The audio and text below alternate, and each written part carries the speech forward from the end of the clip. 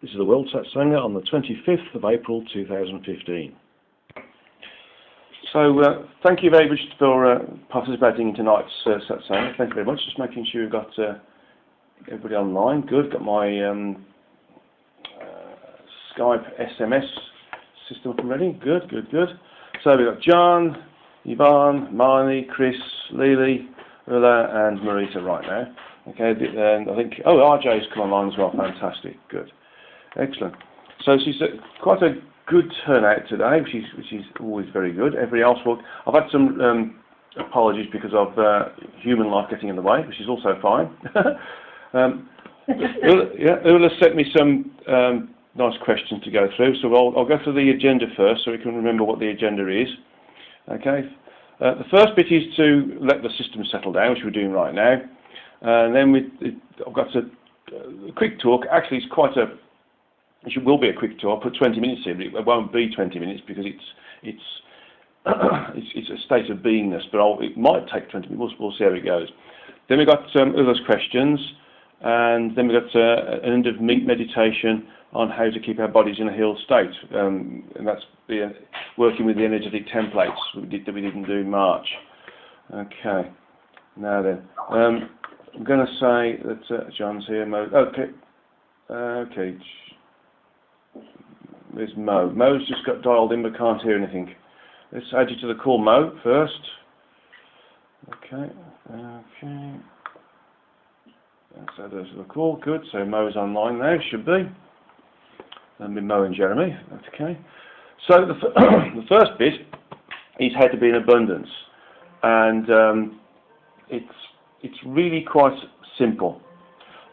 Actually, it's very interesting because John Marshall and myself talked about it back in 2013, where he was describing how he was going through a process where the work he was doing was coming in a bit slow, and he thought himself as being in abundance, and it happened, and it was very, very pronounced the way it works, and it happens the same with myself. I can turn abundance on and off. But basically what you have to do is really work with the universal, the multiversal rules here, and desire to be in abundance, and we have to visualize what that abundance is. So for instance, if we feel that we need to have a lot of work in whatever work we do, we have to visualize ourselves and feel that we're getting this work in, and we have to visualize ourselves with for instance, with my work, it's readings and healings, as it happens, in between the Satsanga and writing the books and do the workshops. And I visualise having a certain number of people per week and a certain number of people per day that I can work with. And that works. That works really, really well.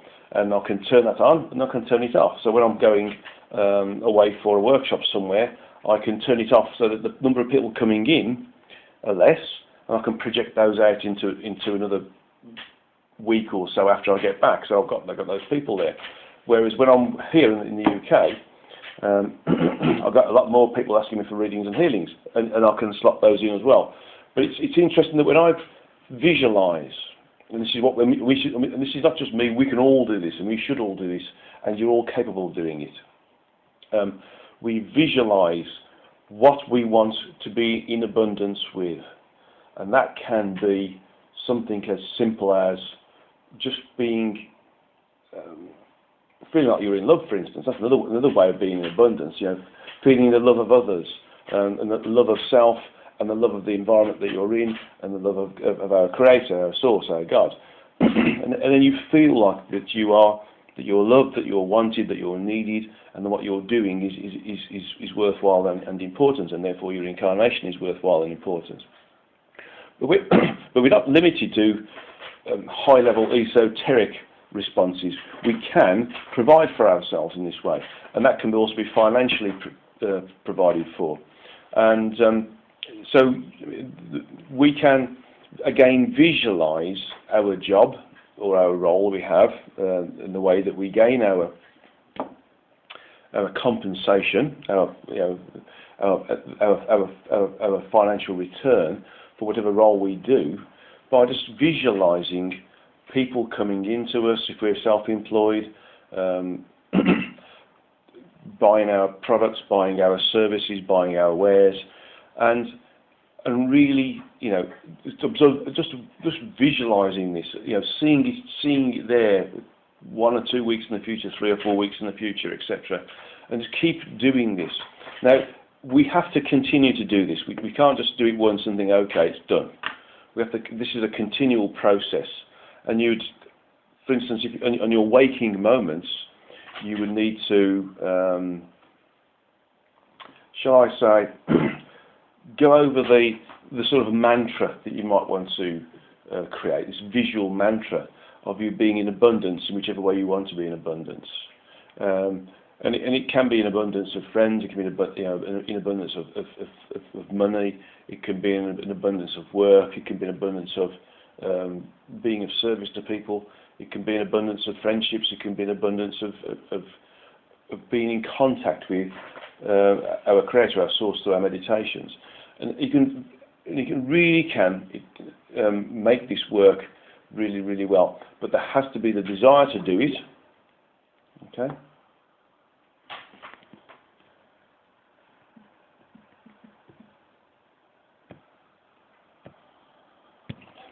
So being in abundance really is a state of mind as well. It's all to do with visualizing and knowing that you are going to be in abundance. You're going to have enough money, you're going to have enough friends, you're going to have enough love, you're going to have enough material things around you that you need to survive, enough food, enough shelter. It's all about visualizing this level of this state of beingness and continuing not just to visualize it, but to know it's going to happen, and not just believe it, know it's going to happen.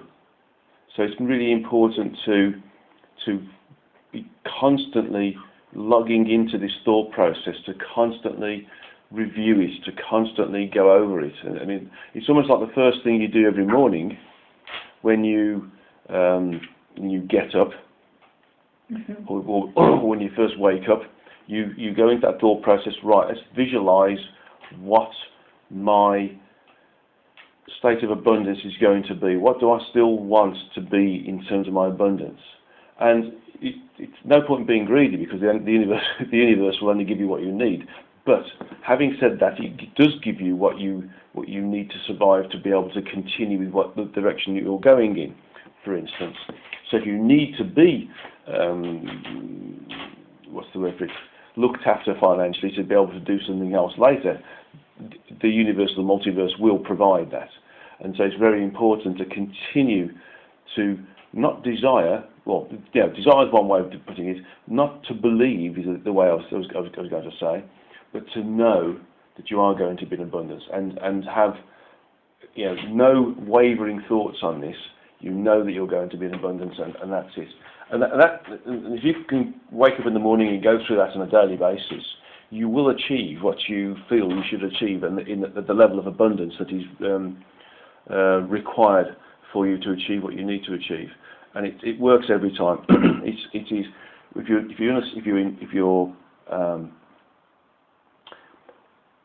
if you trust in the multiversal, the universal law, and you work with it, it works with you. And sometimes, actually, what happens is that even when you think you've got enough and you don't need any more, or you need a little break, it'll sometimes work as a bit of a prompt to you. So you'll sometimes get extra bits and pieces coming in to remind you that the universe is still working on your behalf. And so you'll find that you won't always, if you want to have a rest, get those rest periods. You'll have things coming in that you can put out into the future. I mean, I notice that I get readings and healings when I'm supposed to be having some downtime to do certain things, like I'm on holiday, for instance, or I'm doing workshops, or I'm working on the books, for instance, or other stuff. Well, when I want to have some downtime, the universe will just filter in things every now and then, just to say, look, I'm still here, we're still working with this abundance regime, but you can place it in the future so that you've got this continuous stream of work that happens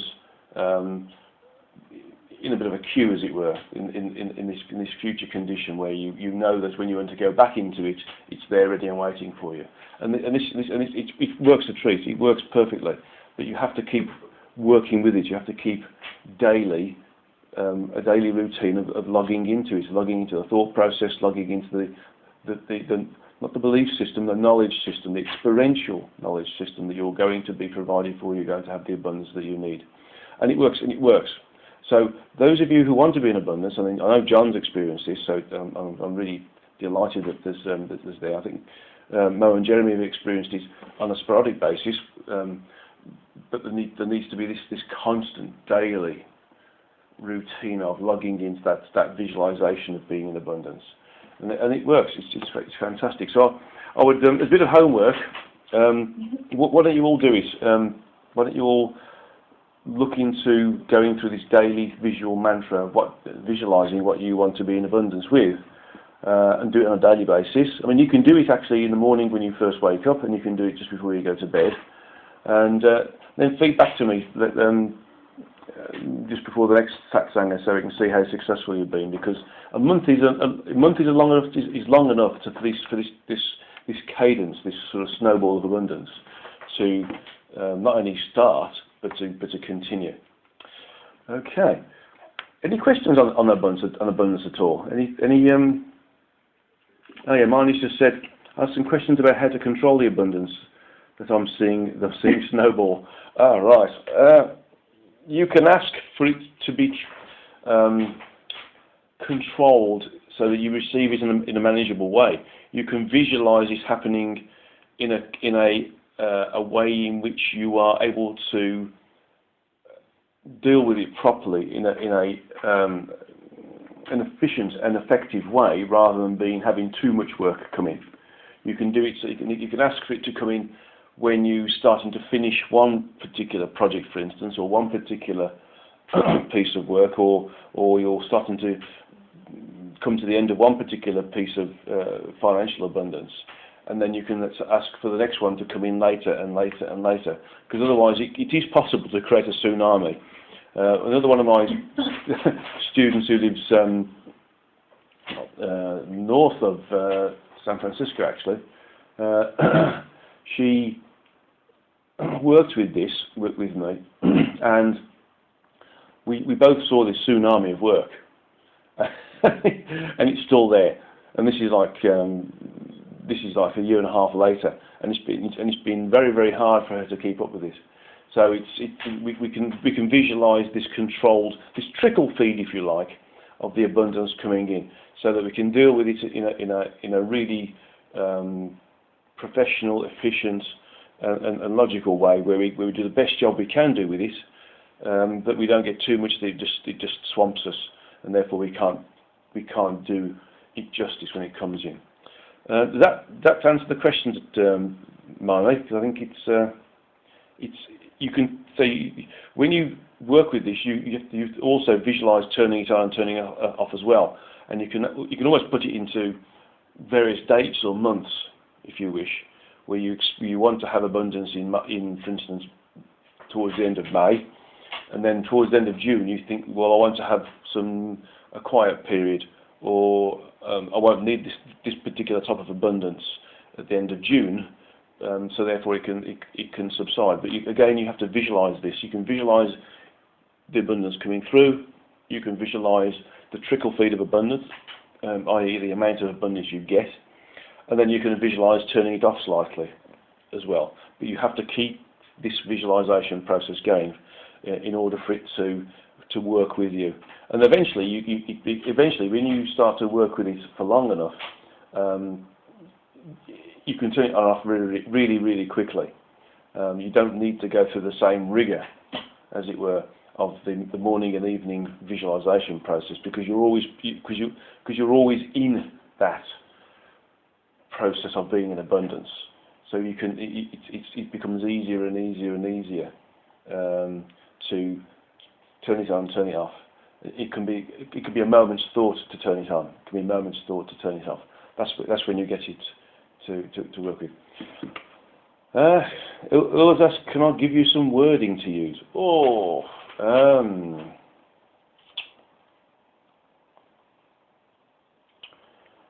I'm just having a... So I tend to use the visualization process more than the wording, but a mantra, for instance, could be as simple as, if it's financial, because we all like to have financial, you can just say that you can actually create a mantra saying,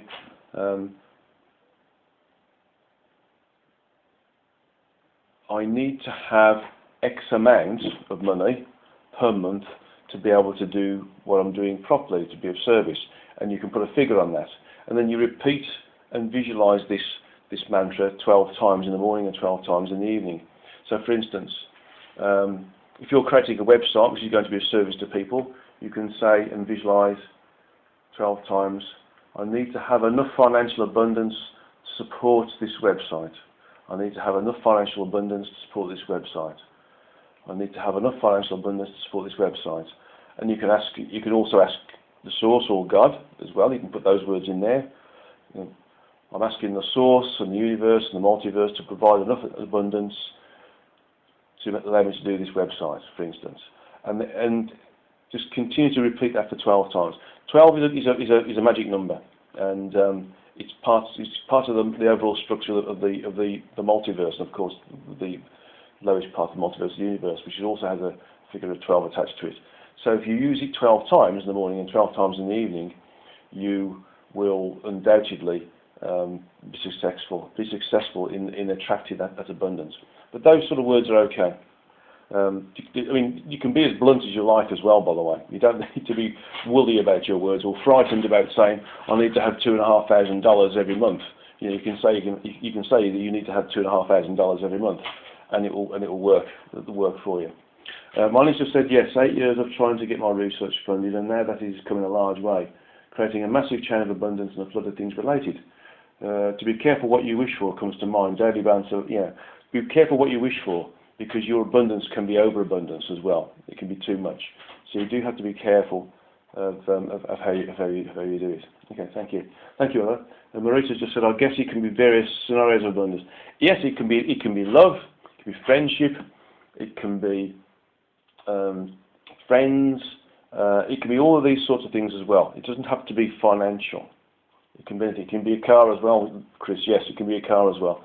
Anything that you feel that you need to be able to have to work, you can visualize and create this mantra to enable you to work with it. Lily just asked, how would one know that the source or universe has received your request? You know when it's received your request because it comes in.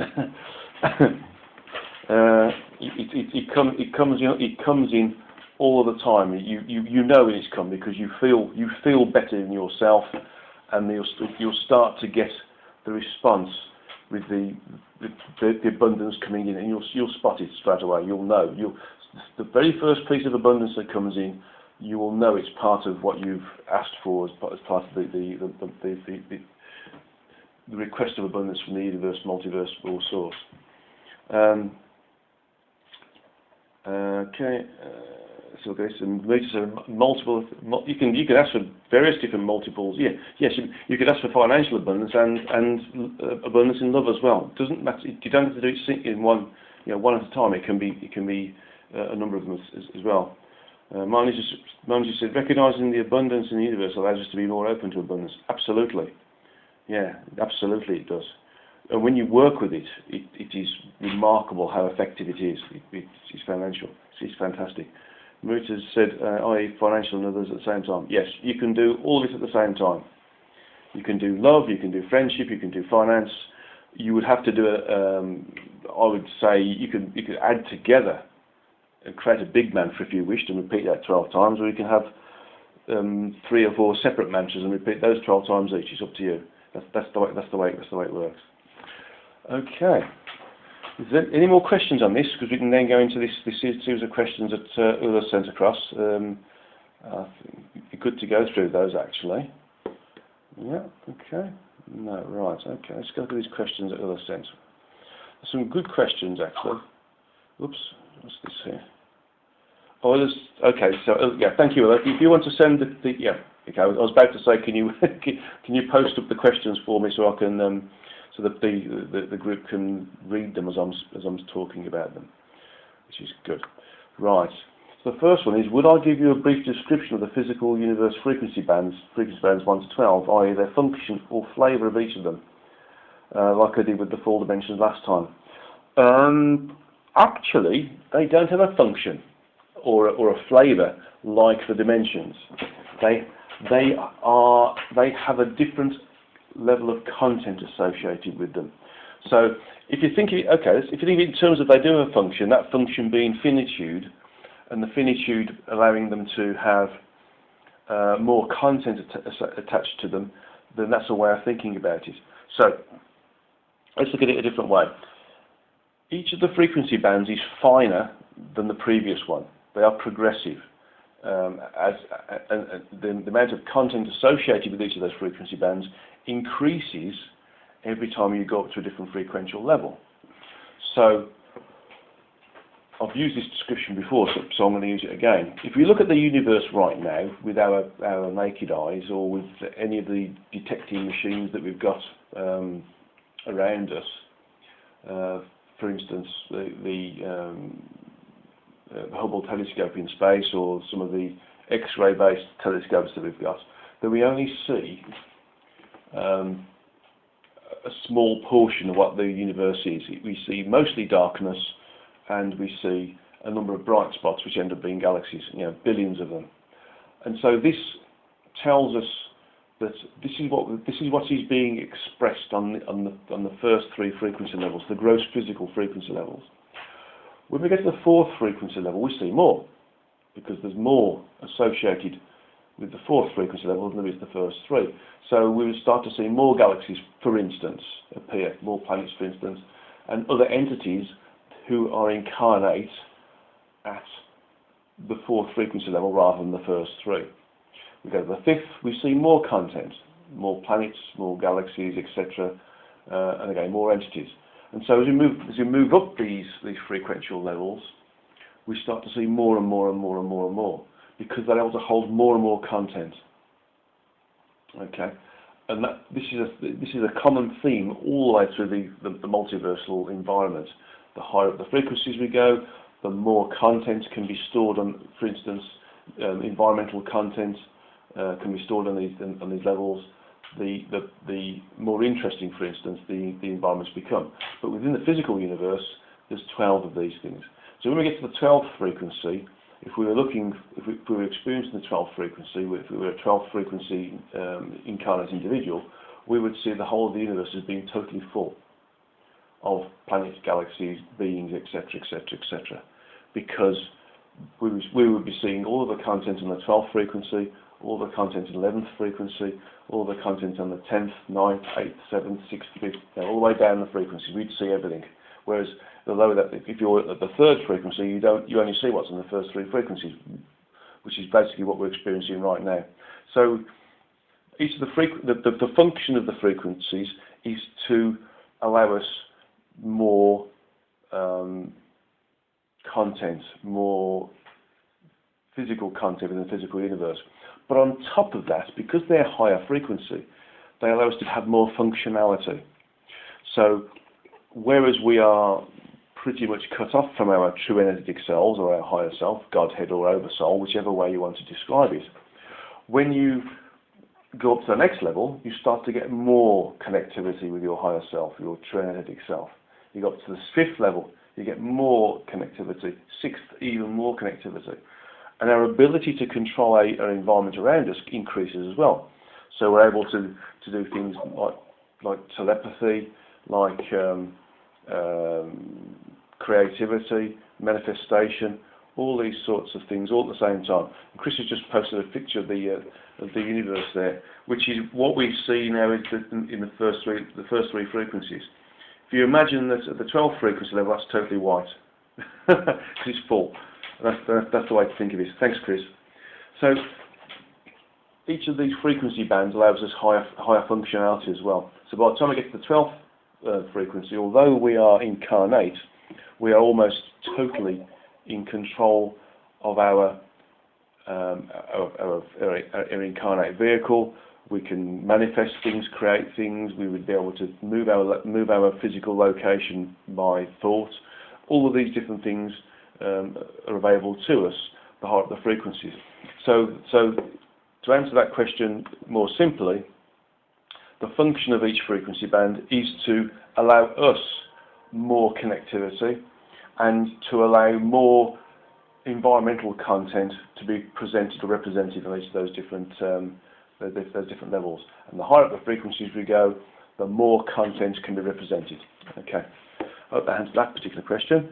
Second one, what do you mean by being fully immersed? Let's make sure that wasn't a...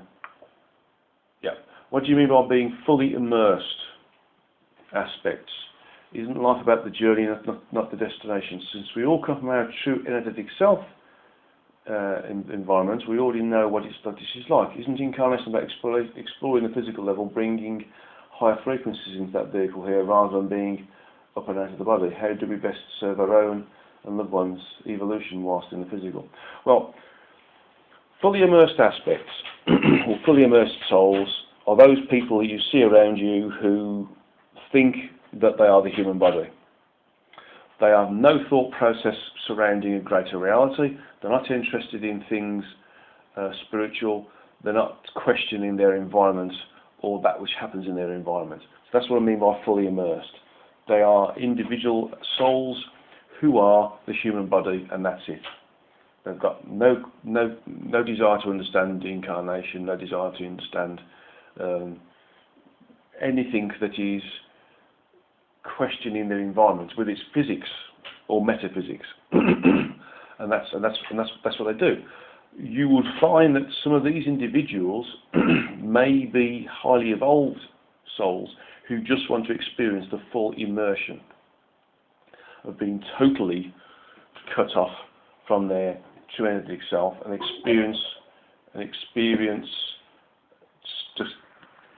just being in a body when they think that they are the body, and they are working with that body in the environment, and that they think that they are born, they live, they reproduce, they eat, they sleep, they have a career, and then eventually they die. That's the meaning by immersion. So, but generally, as we evolve, or as we and our higher selves, our true energetic selves evolve, we do gain access to higher functionality. So we are able to experience the ability to question our environment, to question ourselves, to question what we're experiencing, to experience greater things, to work on ourselves, to be able to experience different things. And again, it is all about this journey. And that's, an incarnation is about experiencing the physical level, but it's also about working with the physical level and working with it to a point where we no longer need to be here in the physical level. We can evolve without the need to be incarnate. And so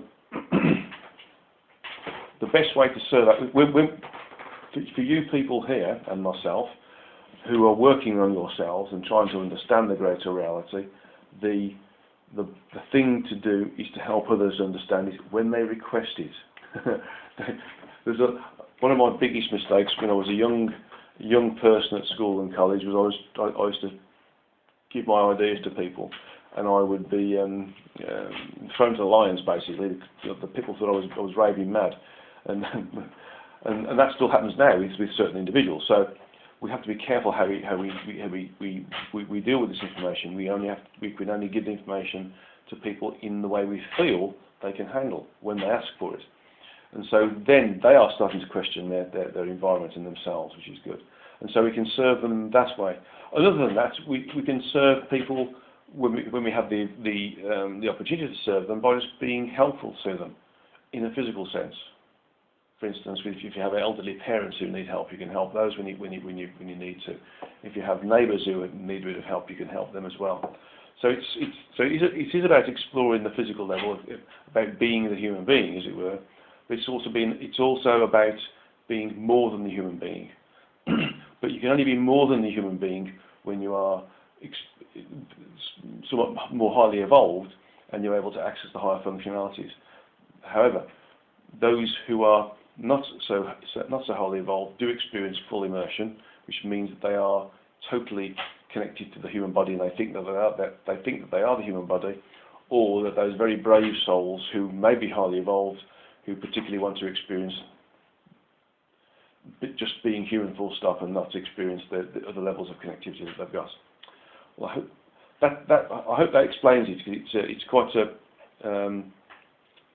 a good question, in terms of what immersion is. It really is what most people are, as we look around us.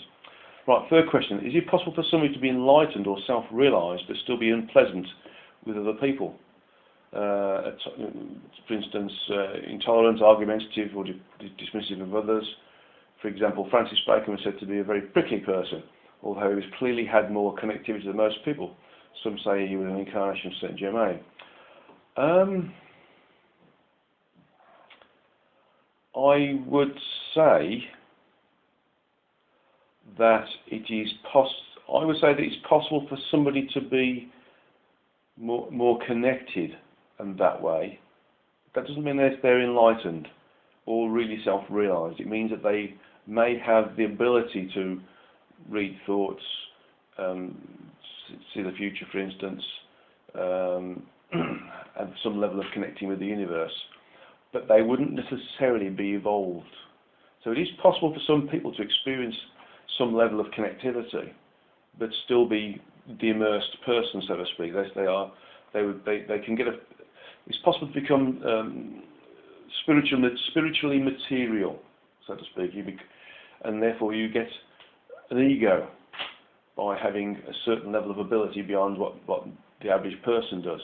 And so it is possible for somebody to have a bit more functionality than the average person, and that person can show off with it, so to speak, can abuse it, and therefore they can become intolerant and argumentative or dismissive. And sometimes, there's some very, very famous spiritual people can be not very nice people outside of their environment. Some of these people can be communicated with outside the public light, and they can be very, very prickly.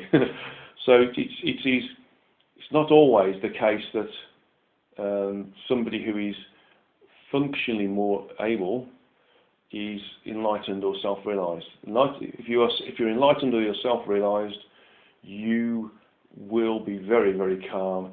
You'll work with people. You won't be dismissive. You'll try and work with them best you can. You'll try and work with them the best you can. You will control your own thought processes and your own reactions to these things, and there'll be a much more harmonious response.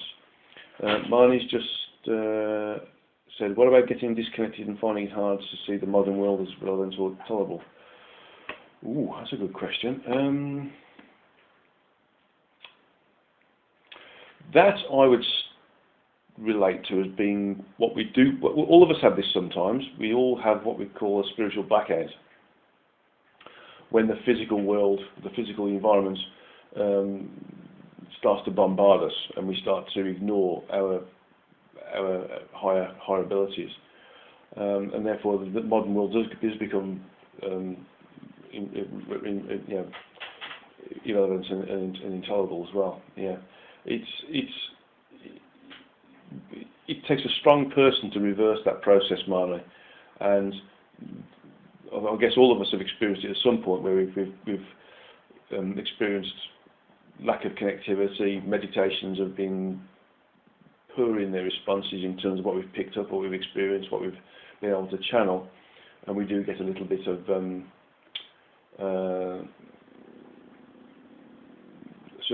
we do feel that we are going backwards, and we do sometimes feel that we're becoming more than a human being, and we do need to turn that around. Chris and other have said similar things, actually. Yogananda had a temper. Yes, he did. And Jesus had angry moments. Yes, he did. Both of those, I feel, may have been frustration, and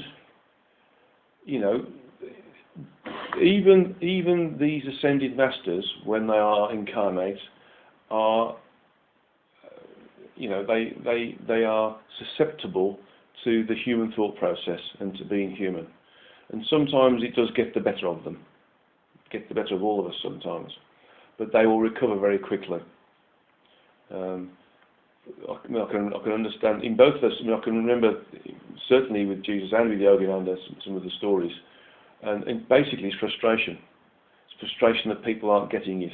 Frustration that the amount of work you put into somebody and they still don't get it. And that I think is, if you're ever somebody where you're experiencing self-realization, you're experiencing the greater reality. You meditate and you've got 360-degree vision. You can move your consciousness across the planet in seconds. And you're trying to tell people this is what you can do if you meditate, and then people ignore you or they make fun of it. You can understand, or they won't believe you at all. You can understand that there's frustration there as well. So I would suggest that that's those two instances of frustration rather than being argumentative, intolerant or dismissive in real terms. It's good though. Right, next fourth question up there. Based on the I Ching system, I don't know much about the I Ching system, let's say you have to bear with me on this. There are 64 variants of siddhis, or divine gifts, which are the highest frequencies we could embody here, okay? As shown by hybrid aspects like Jesus, Buddha and others. Examples of siddhis are purity, humility, empathy, boundlessness and superabundance, etc. Okay, is it possible for a regular non-hybrid aspect to embody a siddhi level or two? Or can they embody all 64 variations once they embody one of them?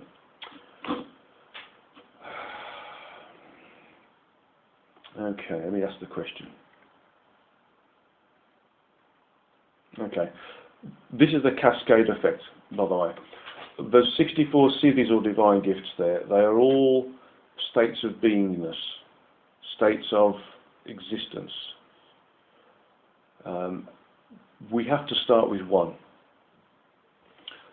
If we can work with one, then the next one becomes easier. If we can work with two, then the next one, or the next two, become easier.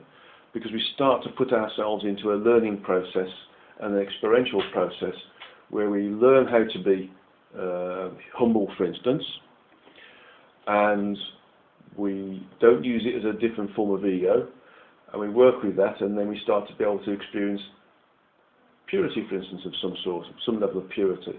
And then we work with abundance.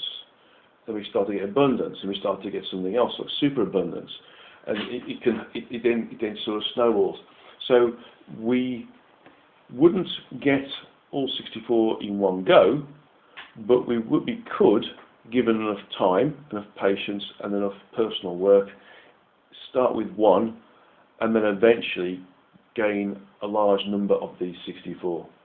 And I would suggest, as I'm being told here, that it is possible, with extreme diligence, desire, and commitment, to embody all those 64 in one particular incarnation.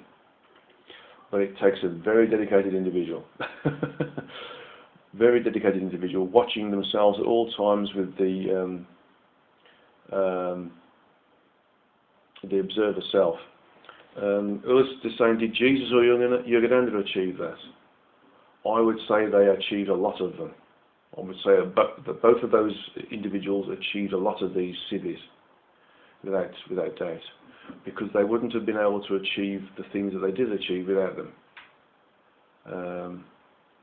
Certainly, some of the stories of Jesus suggest that he was, what he did do required a certain level of personal control, and that personal control allows you to be able to connect with Source, with God, at a moment's notice, and Yogananda was able to do that as well. And so, and Lahiri Mahashaya as well, and others, of course, Babaji, etc., all of these characters throughout the ages, Krishna, I think Muhammad, the Buddha, for instance, they were all able to connect with certain levels of these things. So, they would have got, I'm not sure the numbers, but I'm being told that it was well above 35. They would have been able to connect with. The information I'm getting just is that when you get to the point where you could get 64, then there's no point in you being here. You've moved beyond the need to incarnate. So I hope that answered that question as well. It's quite a good question. Marnie said, are these 64 characteristics connected to RNA expression of a genetic code? No, it's basically a state of thought, behaviour and action process. And then when you've got the thought, behaviour and action process together, you're able to understand the way people work, understand how to respond to them, understand how to avoid karma, for instance. And then that lifts you up frequentially, and so your body would be lifted frequentially as well. So in essence though, linking into this, looking at it from the energetics, the energy system of the human vehicle, that person who is experiencing a high number of siddhis would start to see their energy system change. For instance, they may lose all but one of their gross physical chakras because they'll be operating on a higher system all the time. So their physical form and the energies associated with it, those 10 frequency levels that we talked about in the Traversing the Frequencies workshops, would function on, for instance, mostly the 3rd, 4th, 5th, 6th and 7th, and then the 3. So that the first 2, base chakra and the sacral chakras, wouldn't be necessary. Okay. Others said, is Jesus' true entity self at FD7, full dimension 7?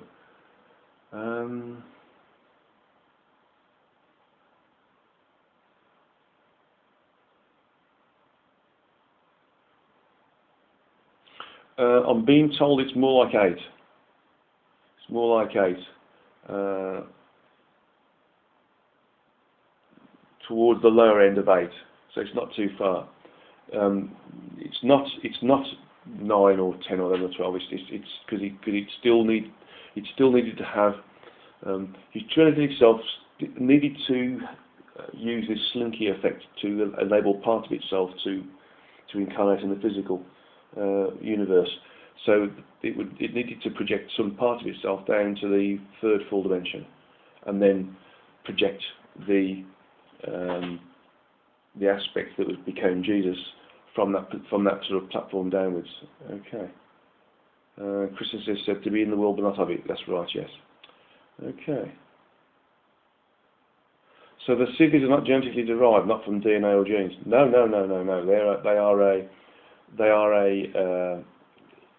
They're a state of beingness. If you look at yoga and look at the different types of yoga, you've got Hatha yoga, Raja yoga, Gnani yoga, Kriya yoga, etc., etc. They all go from being very, very physical, controlling the body. You know, the yoga that we know in the Western world, which is working with the body and having it in different postures and positions, to being very, very meditation based, such as Kriya and above. And they're all ways of honing the body and the mind to get to a state of beingness where you can achieve this connectivity as a moment's notice. And so that's creating this state of beingness rather than a state of physicality, changing the state of physicality. Okay, hope that answered that question at all. So Marnie's saying, but our genetic code is based on this state of connectivity and beingness. Our genetic code is based upon the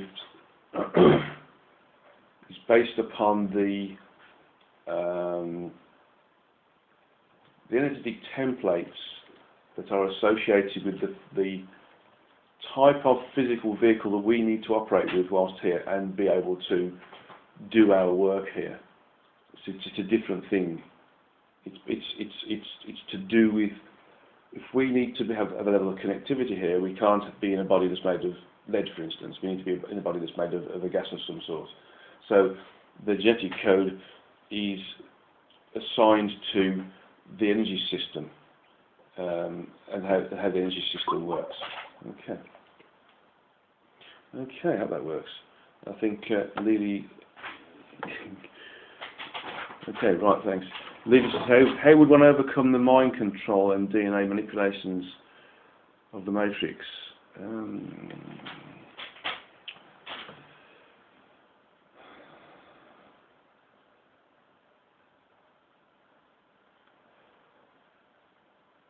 We would need to effectively own our energy. We own our energy anyway, but we need to ensure that we own it rather than letting it just exist. It's a little bit like cooking a meal and just putting the meal in the oven to warm it, to cook it. If we don't keep our eye on the meal, the meal gets burnt. So if we're constantly watching the meal and we're constantly watching how it cooks, then we're owning it. If we just put it in the oven and say, okay, it's going to cook and I'll come back in 2 hours' time, expecting it to be perfect, and then come back and it's burnt to a crisp, then we haven't owned it. And so this is the same with us. If we don't own ourselves, if we allow ourselves to be in automatic, then we become the human being, don't we? We become the human being, and we no longer start to question our environment. We now start to work with high frequential thought processes or states of beingness or behaviours or thoughts or actions. It's only when we start to own ourselves and start to own those thoughts, those actions and those behaviours that we start to be able to better ourselves, and therefore we control ourselves, not somebody else controlling us. So if we own ourselves, we would not be able to be controlled by anybody, by advertisements, by subliminal messages, by getting involved in gossip and all that sort of stuff. And as RJ just said, conscious awareness. Yes, the Buddhists have a word for it. It's called mindfulness. It's being mindful of everything we do and how we do it. Okay, I think Lily and Marnie are having another question each. And I think we need to... Okay, great. Okay, so another question here. Why is full dimension 10 in our universe called a temporal event space stability? Is there a limit to how many times an event space can expand and contract within a multiversal structure? Okay, there's a bit down here about SE12 from the Beyond Source 2, but I'll ask this first bit first. Okay.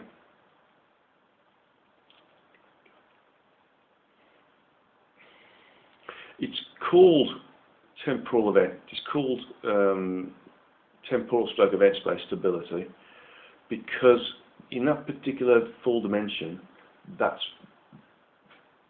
lots of the entities who use that do create lots of event space, and they create things and try to stabilize it. So the whole point of that particular dimension is to work with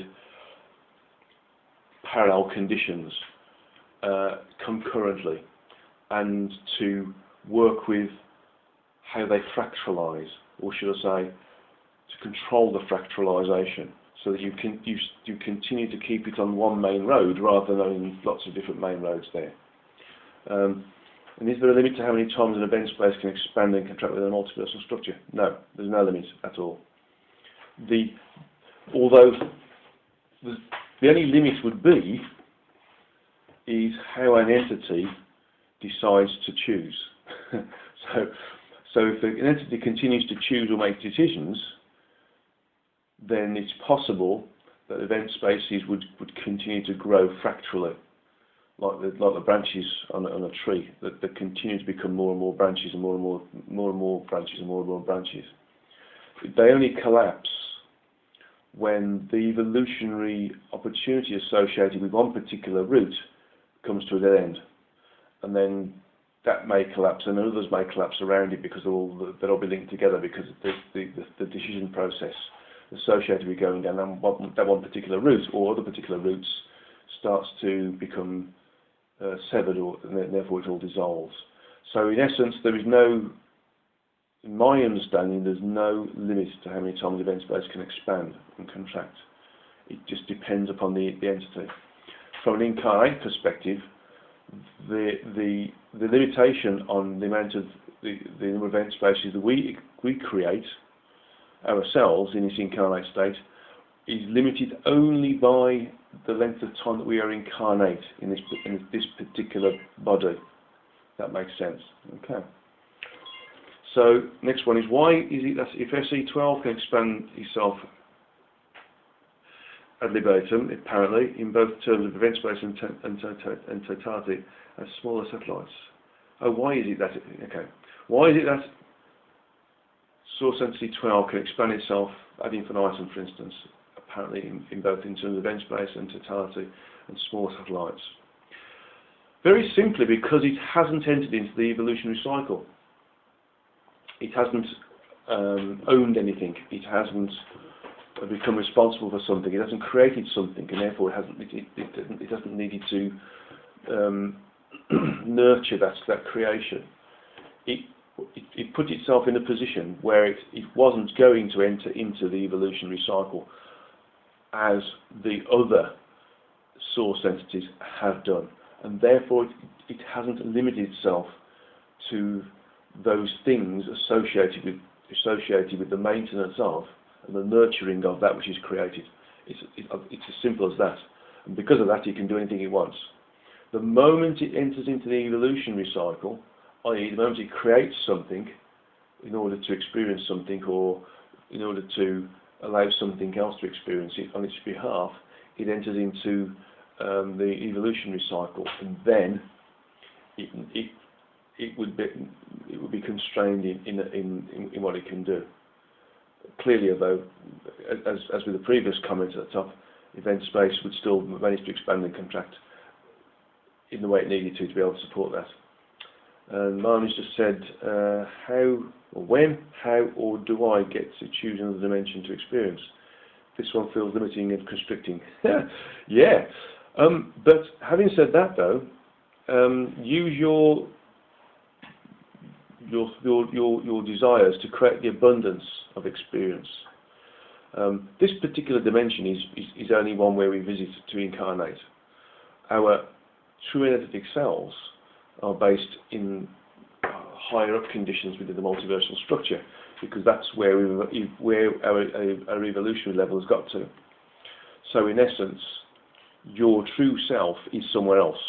It's only an aspect of your true self that is within the body that we call Marnie wrote. Okay?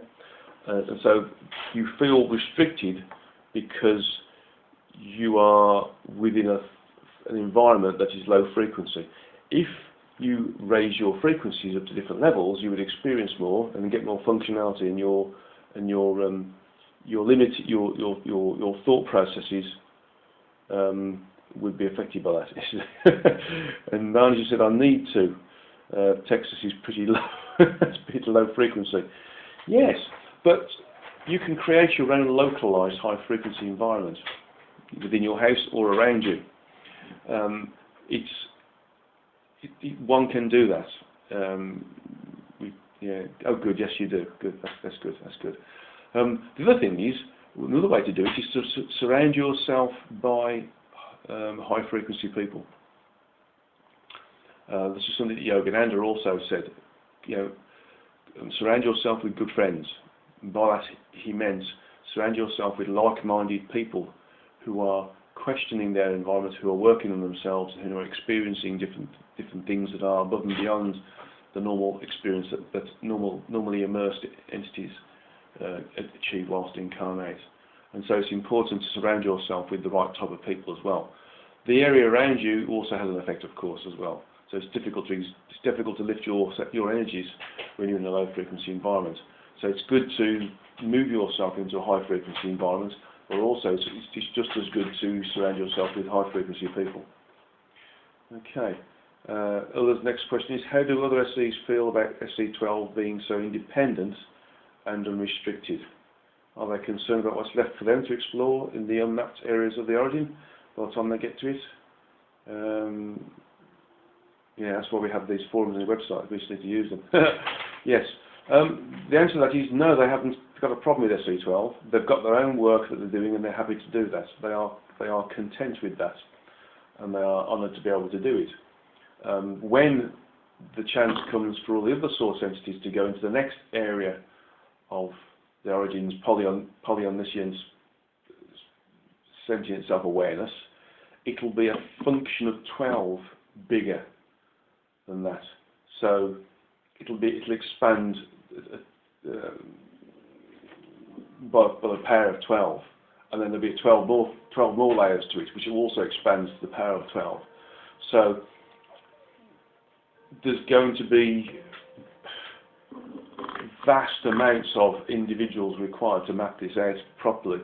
For instance, in the end of the Beyond the Source 2, I seem to remember it mentions that we will also become source entities in our own right. All those entities that have been created and that continue to work with the evolutionary cycle and that are still in existence or still remain individualized or wish to remain individualized will become source entities in our own right, and we will all try and understand and populate the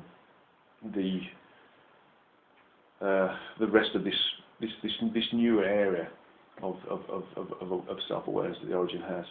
And the Maharishi said this Satsanga provides that energy to persist. Yes, it does. Yeah, the Satsanga does help. And do use the forums as well. There's two forums there. One's Ula's looking after, which is asking questions in the greater reality, so you can share your questions and answers.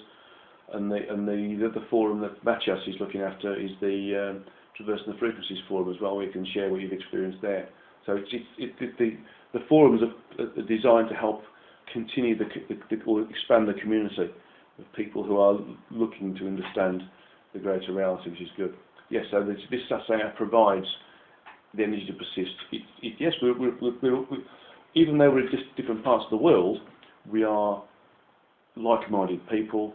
We are good company to each other. We keep ourselves going. Each of us is an inspiration to each other to keep ourselves going. Others just said, is your future book Beyond the Origin about Source Entity 12's adventures? Yes, I'm getting a bit more information about that. It's more likely to be... I've almost got a second title for it, such as an event space odyssey, because I'm being told that it'll only be available through event space, basically. So it's going to be sort of seeing this massively distant future event where we're going to get some more information about what this environment is going to be like through some of the information that SC12 has done for us. So that's going to be a very interesting book. I'm also experiencing a lot of warning. It's going to be a very hard book to write. So I'm sort of looking forward to it, and I'm also gritting my teeth, so to speak. The Maharishi is saying, is there a plan for the other source entities to involve the SE12's awakening? Well, it's already awakened, yes, as it is, but they will also be evolved with Source Entity 12 and us, but they will have a higher role than we will, basically, because them and they being the first source entities to be created. This discounts the 12 origins, by the way, which of course fail. They will all work together at a higher function, together with the origin within this new environment. We will do the roles of what the source entities do now within that bigger environment, because the vastness of this new area is so incredibly massive that even with all of the entities that have been created by all the source entities, it's going to take an awful long time to be able to map it out and understand it and allow the origin to understand itself as a result of it. So it's going to be quite a big job, that is. Quite a big job. Just have a look at... right. Let's see the questions. I think it looks like we've answered all the questions, Ella. I think. That's good. Let's have a look at this. See if that's it. Yeah, that's it for your questions. Good. Well, I hope I've done them justice. I don't like to preconceive the question. I don't like to, although I read them first, I don't like to actually go into answering them until the day of the Satsanga. So I'll get the information freshly channeled to me, so to speak, because that makes it more spontaneous, it makes it more fresh. Otherwise it would end up being a little bit, what's the word for it, bland, and not spontaneous, and not fresh, and not relative information. Because also you've got the questions that all of you ask in between as well, which makes it really quite dynamic. So that's why I like to sort of do it right on the last moment of the Satsanga. Fantastic. Okay, so with all of that finished, we've got the meditation to do now, and actually it's not so much a meditation, but more an opportunity to heal ourselves. Okay, so this is shall I say it's a method of healing that I use with some of my patients. But I'm going to describe, we'll all go into meditation doing it, and I'm going to describe initially though what it is. When we do the traversing of frequencies and when we do the psychic shield, we use the chakras to raise our frequential state, or a quantum level if you want to call it that, to a level associated with the frequency level we want to work on. And initially, we open our chakras by extending them and rotating them to move up the different frequency levels associated with the gross physical and the spiritual physical aspect of the human form. To do that. Now, in doing that, we're also able to experience two other things. One, the auric layer associated with a particular chakra, and two, the energetic template associated with a particular chakra. And so, as a result of this, we're able to work on these areas from a healing perspective as well. So when we, for instance, we heal somebody or ourselves, if we feel that we've got something wrong with ourselves, either with one of our organs, for instance, or there's something else happening in general, we can raise our state to a particular level and repair the organ or the energetic aspect of what we are on the level that we feel we need to work on. Now, I'm just going to very quickly go into File to just get into the okay. Right. We've got 7 templates associated with the human form, and we've got 7 auric layers, and we've got 7 levels of chakras. Okay. Each of these chakras, again, has an associated template to it. So what we're going to do is just to learn. I mean, you've all done the opening of the chakra by extending and rotating. So I'm going to explain that again.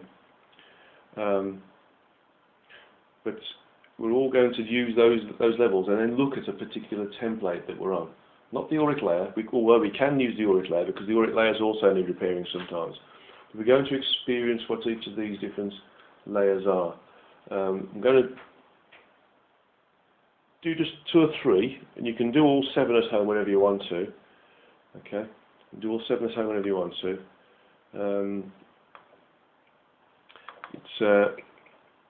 It's important to realise that you can work with these things on your own as well. So let's get ourselves into a meditative posture. I'm just getting the information I need to be able to describe something. So I want to make sure I've got the right terminology, because I don't always remember this stuff. There's that much happens. I have to sometimes refer to it myself. Okay.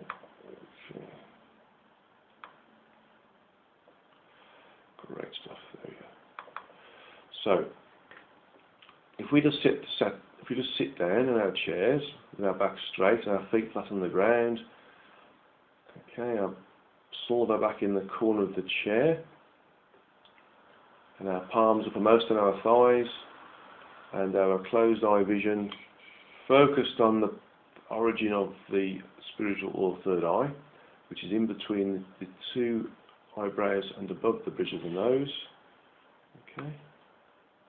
I want you to now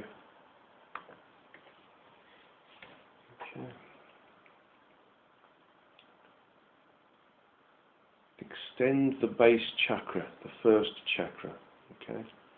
Now that's its point of origin is of course where the two legs meet the lower body, and it goes down towards the ground. It's a vertical chakra, vertically opposed chakra going down towards the ground. So imagine this cone shape. That's the best way to think of a chakra, as a cone, extending down towards the ground and rotating clockwise. And that effectively opens the chakra up and allows us to pull in energy associated with that first frequential level.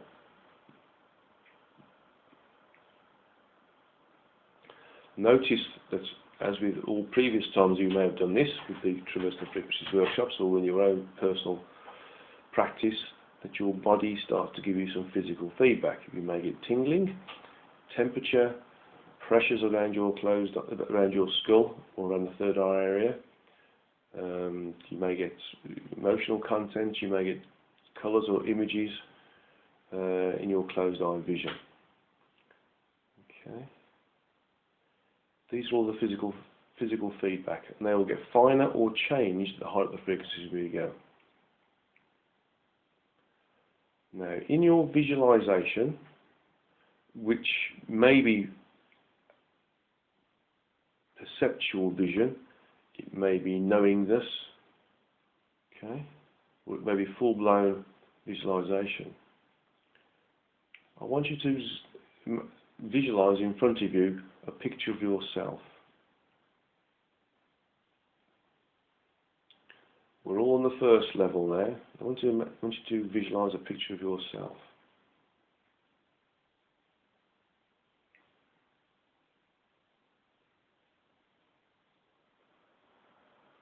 Now, in this first level, you allow yourself to relax. Ask yourself to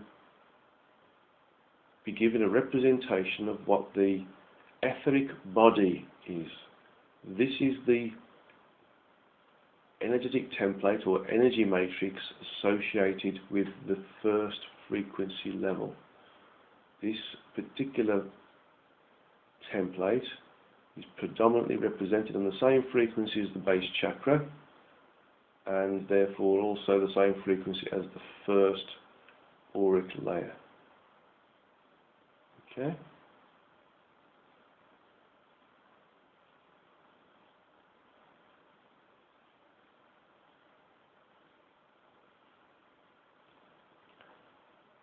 I want you to think of this in terms of being, as with all of these things, a three-dimensional construct, like a matrix.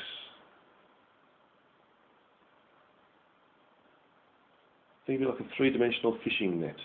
That's how to think of it. Have a look at this fishing net.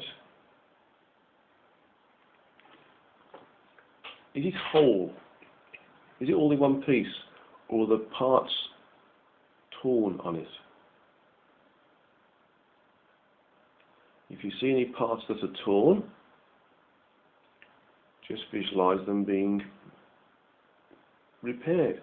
If you have a tear in this three-dimensional fishing net,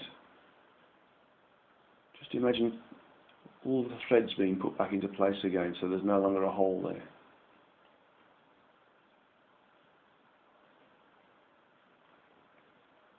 Now you'll also notice, if you look at one of your major organs, for instance a kidney, you will also see that there's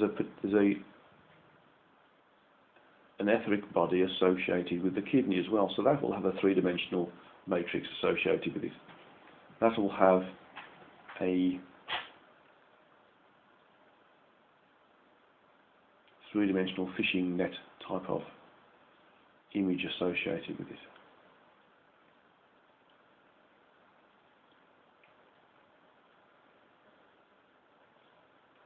So again, if you see any tears there or any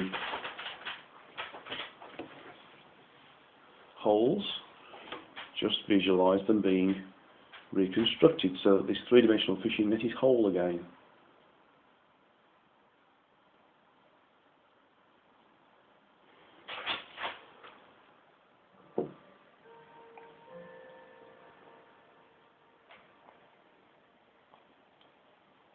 You can use this same process for looking at the first auric layer as well, to see if you've got any tears in there. And again, you can visualise it if you wish as being an egg type shape around you. It's again got this matrix associated with it, and if it's torn you can then recreate it. Okay. And in recreating it or rebuilding it or repairing it, this is coming back to this etheric template again, you effectively restore the correct energetic values to that part of you that you are repairing, whether it's the whole body or whether it's a specific major organ, or an arm or a limb or a bone, okay, or a muscle or an eye. You can change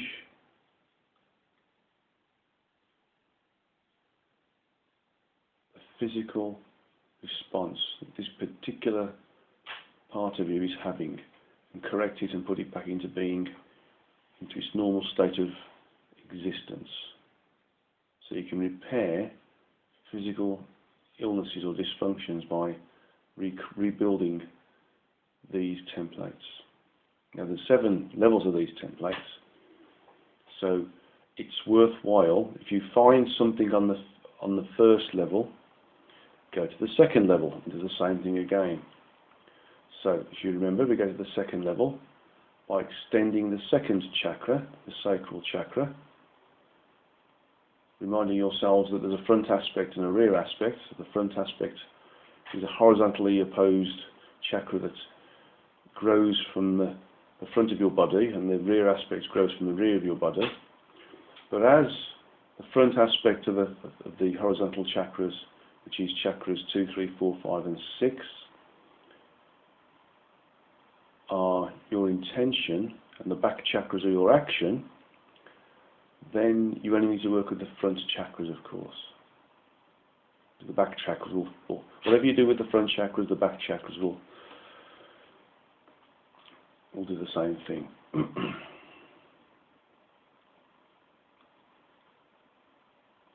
So extend this second chakra, this sacral chakra, from its point of origin, which is usually 3 inches or 75 millimeters below the belly button or the navel. Extend it to its maximum extension, whichever that ends up being, 9 inches to 12 inches or 250 to 300 millimeters, and rotate it clockwise, and that brings you up to the second level. Of course, if you are a level 3 student, or you've done your level 2, you can just visualize yourself being on these levels and it'll do the same thing. Okay? So you don't specifically need to go to the opening of the chakras to achieve this, by the way, but if you're starting from scratch, you would do. If you've done the workshops and you can use your intention to go to these levels, that also works as well. In fact, that's what I do. I just use my intention to go there. So there's no reason why you can't do it either.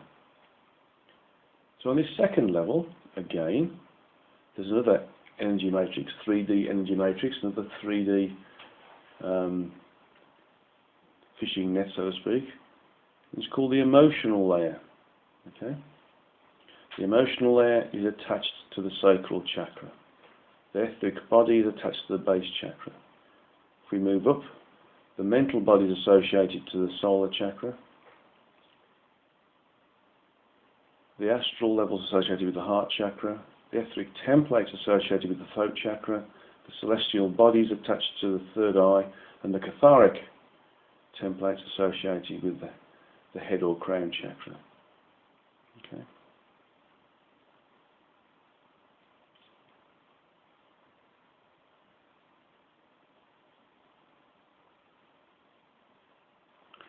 So on this second level, if you found anything on your first level, just to go to the same place on the second level and see if it needs to be repaired there as well.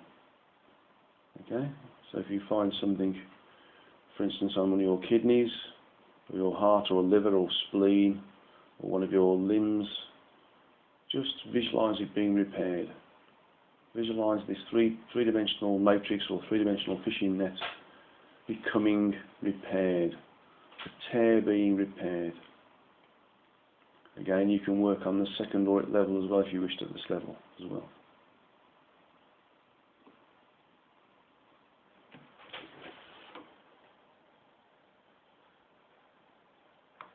I'm just going to see if I can't send you an image at the same time as this to work with. But just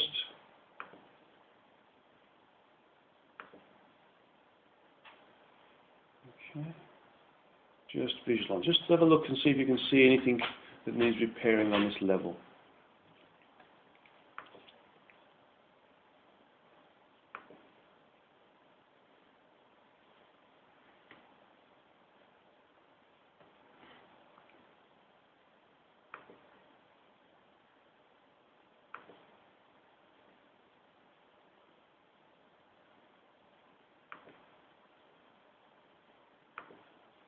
Okay.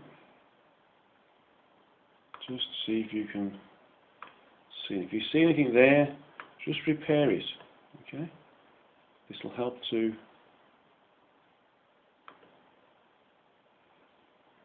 repair any physical dysfunctions that you may have.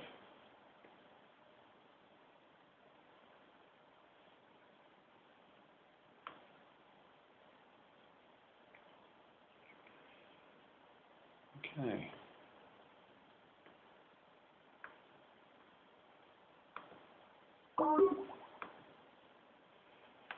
So let's so we'll add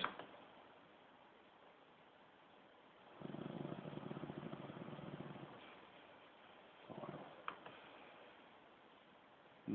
Okay, I'll do something else first. So just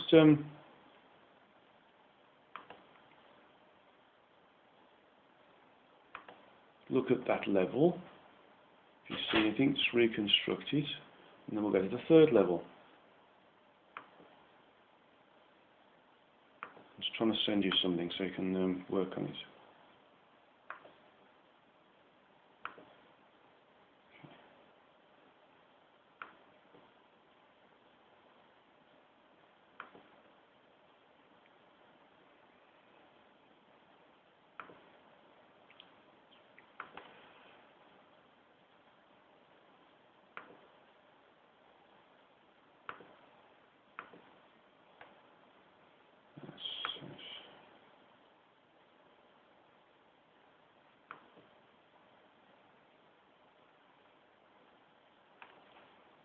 Now then, let's go to the third level then. The third level is the one associated with the solar chakra, and that is the mental body. So let's extend our third chakra, our solar chakra, from its point of origin 3 inches or 75 centimeters above the navel, or the belly button. Then rotate it clockwise, and that will lift you up to the third level. And again, on the mental body, you can do the same thing. Again, there's this energy template there, and there's an auric layer associated with it. Okay, these are all separate and independent. So if you see the same damage on these levels in your mind's eye, in your perceptual vision, then you still need to do the repair work on this level as well. It's not guaranteed that you need to repair on all 7 levels, but it's worthwhile checking on all 7 levels if you have a problem, if you've got a problem on the first level, or if you're healing somebody, for instance, you've got a problem on the third level. Okay.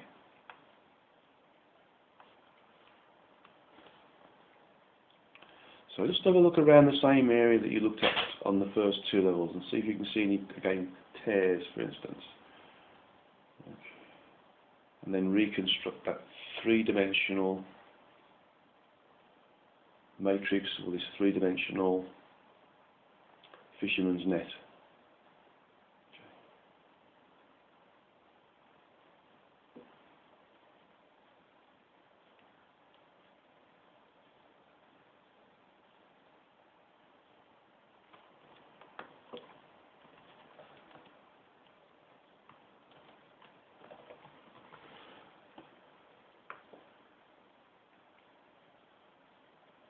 Alright, so I can attach it there.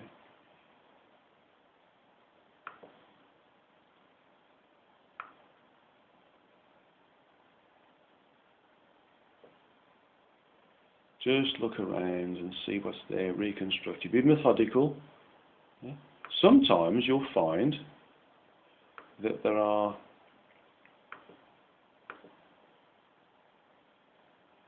there we go, just sent you a little thing for on your Skype. You can download it or take it off when we finish this.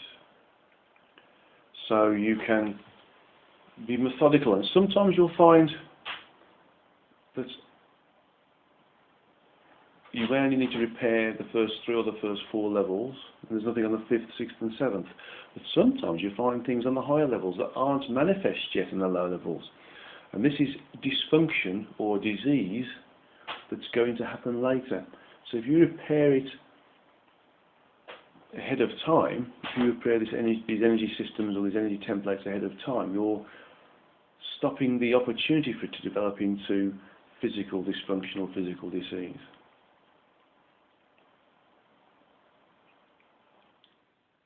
So again, just look around this 3rd level, finish anything you can see, look at the same areas you did last time, and when we get to the 4th level, we won't go to the 7, all 7, because there's you'll start to understand the process once you've done the first 4.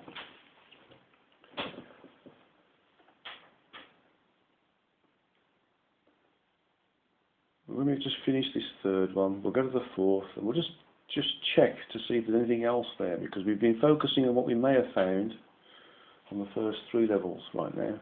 On the 4th, this is the the lower astral levels, as it were, the lower astral frequencies. The 5th is the upper lower. The 6th is the lower upper, and the 7th is the upper. If you want to use the terminology of astral levels. But they are all spiritual-physical levels. They're all the melting pots between the gross physical and the energetic. Okay, so let's move up to the 4th level then now. Okay, so again, go to your heart chakra and extend your heart chakra out in front of you from its point of origin at the centre of the front of the chest, in the middle of the sternum. And then when you've extended it, rotate it clockwise, and again look at this other matrix that's there.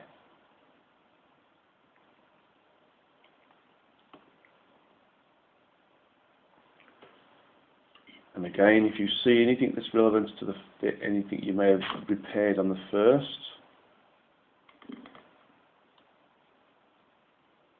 then repair it. But have a look around the rest of your body to see if there's anything else there that you didn't see on the first 3 levels. And again, it'll be something that's there. You sometimes find there's a visual representation of an energy. For instance, you may have the energies associated by being killed by a spear or a sword in an old medieval war, for instance. And if that energy is still there, you may get the visualization of a spear or sword, and so you can remove that. Visualize yourself taking hold of it and pulling it out, and then ask for it to be recycled back to source entity energy, and then you can go and you can then start to rebuild this energy matrix that it was damaging. So you can rebuild this 3-dimensional fisherman's net that was damaging. Okay, so you also see other bits and pieces there as well. So it's not just damage per se, but you can start to see things that you brought across from a previous incarnation at the same time. because this is where you start to see these things. We bring energies from different incarnations, they manifest themselves in a way which is consistent with the way that they affected us in those incarnations. And if it's a way in which our physical body's demised, then that is what we'll see. Okay.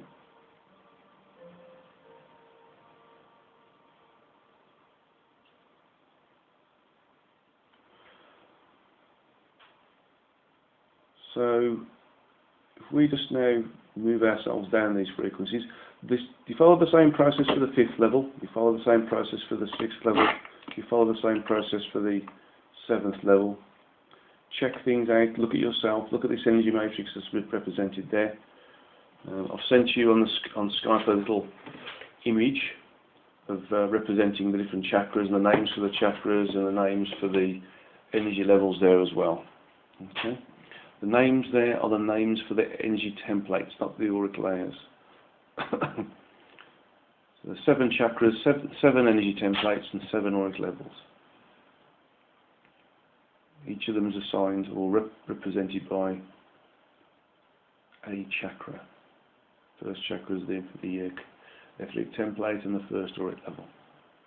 Second is the sacral chakra and the emotional body, I think it is, the emotional layer.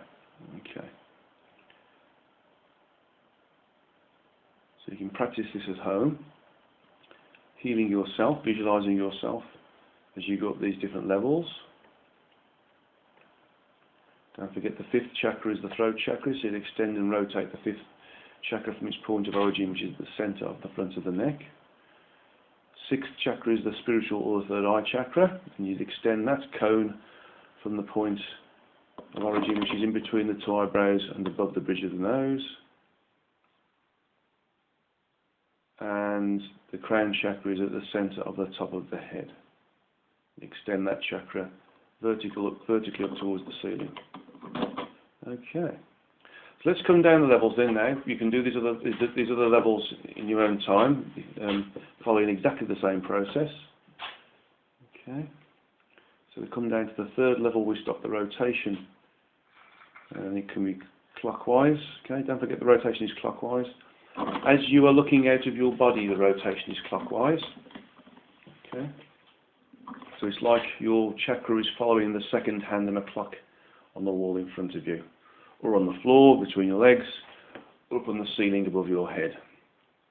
So we stop the rotation and we contract it back into its point of origin, which is the centre of the front of the sternum, centre of the front of the chest. And that reduces down to the 3rd frequency level. Okay, and when you've done that, you can stop the rotation of the 3rd chakra, the solar chakra. Okay, and contract that back into its point of origin, which is 75 millimeters or 3 inches above the navel. That's the belly button. And that drops us down to the 2nd frequency level. Okay.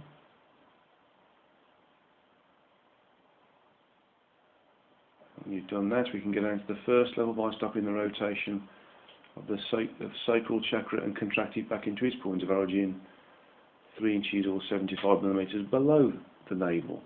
That's below the belly button. And that brings us down to the 1st level. And if you wanted to on the way down, you could check these templates to make sure that they're still prepared.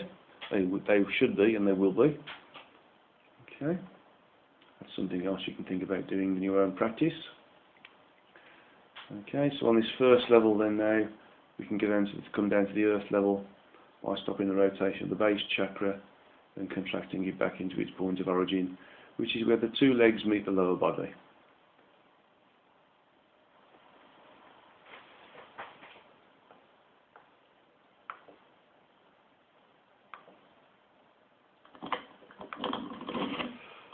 Okay, and that brings us back into our room. So very slowly open your eyes, bring yourself back into the room, and on Skype I've attached, as Chris has been doing, Chris has been attaching some artwork.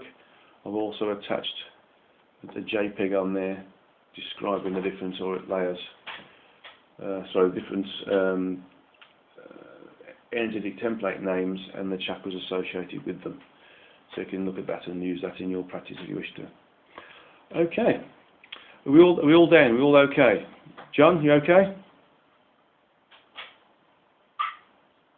Yeah. I think so. Yeah. Marnie, you okay? Yes. Okay. Yes, Guy. Great. Great. Thank you. So you can use this to heal yourselves, by the way. If you're an energy healer, you can use it to heal other people as well by doing this particular method. Okay. Thank you. Marnie, you okay? Yes, wonderful. This was fabulous. Thank you, guys. Thank you. Great. Good. Chris, you okay? Yeah. Chris is okay. Yeah. Good. Thank you, Chris. Lily, you okay? Back down okay? Mm-hmm. I think so. Yeah, Lily's typing, so she's okay. Ula, you okay? Yeah. Good. Okay, Lily's okay. Thank you. Good. Marita, you down okay? Yes, I'm fine. Thanks. That was Good. fantastic. Good. Thank you. RJ, how are you? You down okay as well? Yes, just fine. Thank you, Good. Guy. Thank you. Fantastic. Well, thank you everybody for taking part today. The next one I think is going to be probably towards the end of May. So I'll send you out the usual invites and the agenda for it. Thank you very, very much for spending your personal and precious time to listen to this Satsanga. Thank you for taking part, and thank you for your questions. If you get a chance to listen to this in your spare time, do so. Don't forget you can ask questions by email afterwards. That's no problem at all. And I wish you a good evening, good morning, good afternoon, or whatever you're experiencing in your particular time zone. Okay, thank you everybody. It's been a delight and a pleasure to work with you again. Okay. Thank you, Guy. Cheers. Okay. Goodbye everybody. Okay. Bye. Bye bye. Bye. Bye bye. I think Mo and Jeremy, you're back down as well, are you? Missed you out. These two guys there. Yeah. Yeah. Good.